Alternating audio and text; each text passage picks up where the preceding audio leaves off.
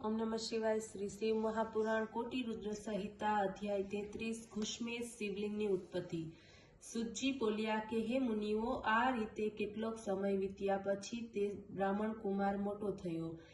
सुधर्माए तेने जीववा योग्य जोयो। कोई एक ब्राह्मणनी कन्या साथे तेनो विवाह कर्यो। पछी घुष्माए पोताना पुत्र तथा पुत्रवधूने लईने पोतानी बहेनना चरणमां नमस्कार करावीने आ आपनो पुत्र छे अने आपनी पुत्रवधू छे आम कहीने तेणे पोताना पुत्र तेमज पुत्रवधूने पण कह्युं के हे पुत्र, आ तमारी माता छे, एमनी सेवा करवी ए तमारी फरज छे। आ रीते ते बंनेए समझाव्युं। पछी ते बंने सुदेहानी आज्ञामां तत्पर रहेवा लाग्या।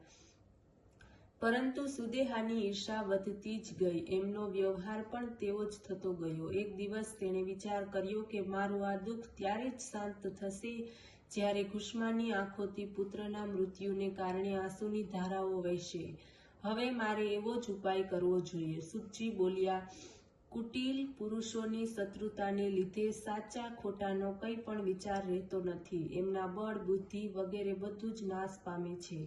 आ रीते सुदेहाए पण कपटमां आवीने ए रात ज्यारे बधा सूता हता त्यारे हाथमां छरी पकड़ी तेनाथी सूतेला पुत्रने मारी नाख्यो। पछी एना टुकड़े टुकड़ा करीने रातोरात तळावमां नाखी दीधा, जेमां घुष्मा जईने शिव पार्थिव लिंग बनावीने पधराववा देती हती। आ बधुं कृत्य करीने ते घरमां आवीने सूती।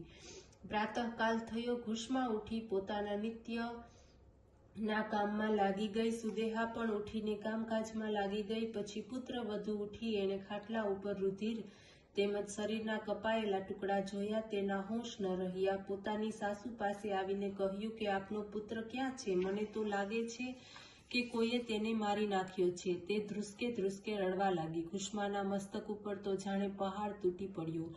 તે પણ જોઈને રડવા લાગી। આ બાજુ સુદેહા પણ બનાવટી દુઃખને પ્રગટ કરતી રડવામાં તત્પર થઈ, પરંતુ પોતાની શોકને રડતી જોઈને મનમાં મલકાવા લાગી। સુધર્મા શિવ પૂજાથી નિવૃત્ત થઈ ત્યાં આવ્યા। એમણે આ કાંડ જોયું। શોક તેમજ સંતાપ કરવો વ્યર્થ છે। જેણે પુત્ર આપ્યો છે એ જ એનો રક્ષક છે। ઘુષ્મા, તમે તમારું નિત્ય કર્તવ્ય ન છોડશો એ પ્રમાણે કહીને તેને મોકલી દીધી।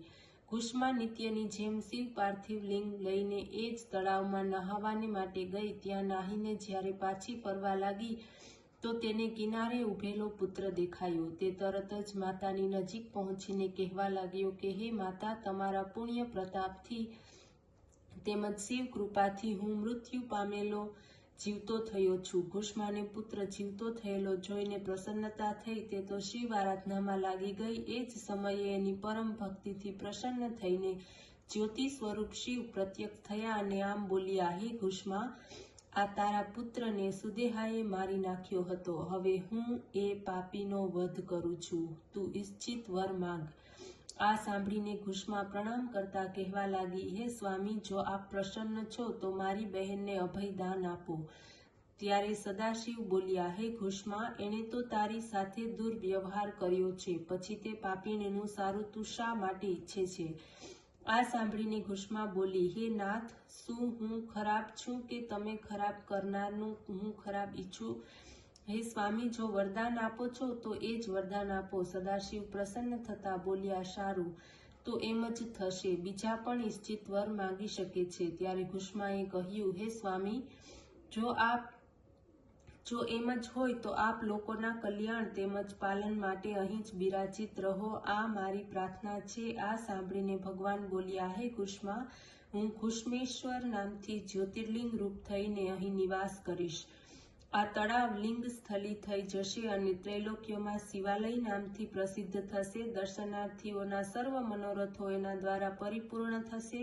આ પ્રમાણે કહીને સદાશિવ ત્યાં સદાને માટે સ્થિર થઈ ગયા।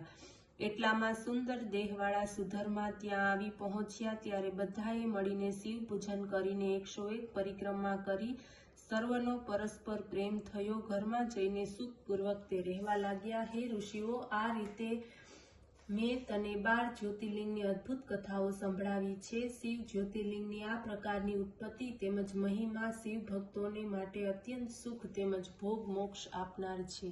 ઓમ નમઃ શિવાય।